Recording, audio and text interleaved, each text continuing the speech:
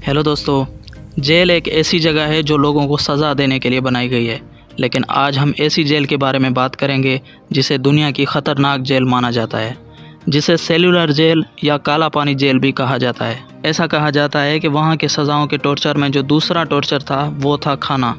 वहाँ के कैदियों के खाने के लिए जंगली घास से बनी हुई सब्ज़ी, जंगली घास का पानी और चावल दिए जाते थे। और ये जेल अंडमान निकोबार आइलैंड पर थी। काला पानी अंग्रेज़ों की तरफ से आज़ादी से पहले हिंदुस्तान पर किए जुल्म की कहानी है। इस जेल का नाम काला पानी इसलिए पड़ा क्योंकि इस जेल के चारों तरफ समुंदर था। कई किलोमीटर तक यहाँ ज़मीन का कोई नामो निशान नहीं था, इसलिए इसे काला पानी कहा जाने लगा। ब्रिटिश गवर्नमेंट ने इस जेल को आज़ादी की लड़ाई में हिस्सा लेने वाले फ्रीडम फाइटर्स को सज़ा देने और कैद करने के लिए इस जेल को बनवाया था। इस सेलुलर जेल का ख्याल हुकूमत के दिमाग में 1857 में पहली बगावत में ही आ गया था और फिर 1896 में इस जेल को बनवाने का काम स्टार्ट हो गया था।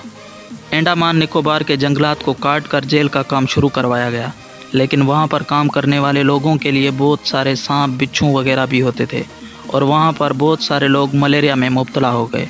सबसे पहले अंग्रेज़ ऑफिसर्स के लिए कमिश्नर हाउस, कॉन्फ्रेंस रूम और चर्च वगैरह बनवाए गए। उसके अलावा जेल की निगरानी के लिए जेल के बीचों बीच एक टावर बनवाया गया। उस टावर से ही सभी कैदियों पर नज़र रखी जाती थी और उसके साथ ही टावर पर एक बड़ा घंटा बनवाया गया जो किसी भी खतरे के वक्त बजाया जाता था। ये जेल 7 शाखों में फैली हुई थी। हर जेल 3 मंजिल की बनाई गई और इस जेल से 796 सेल बनाए गए ताकि वहां लाए जाने वाले कैदियों को अलग अलग रखा जाए।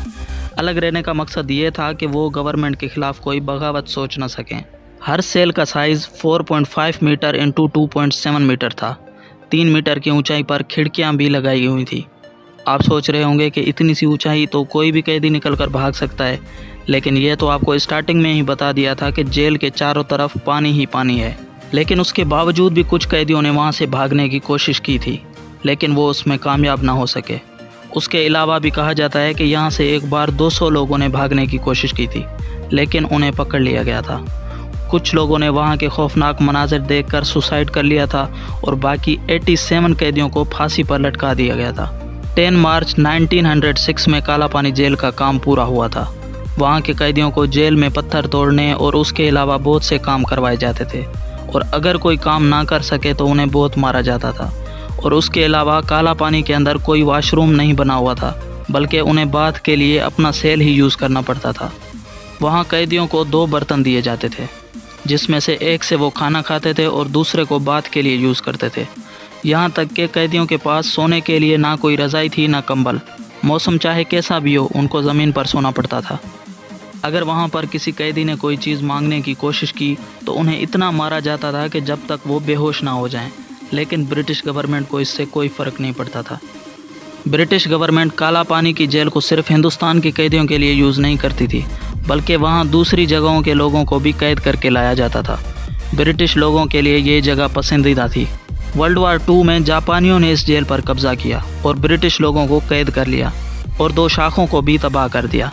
वर्ल्ड वार 2 ख़त्म होते ही 1945 में अंग्रेज़ों ने इस बार फिर से कब्ज़ा कर लिया।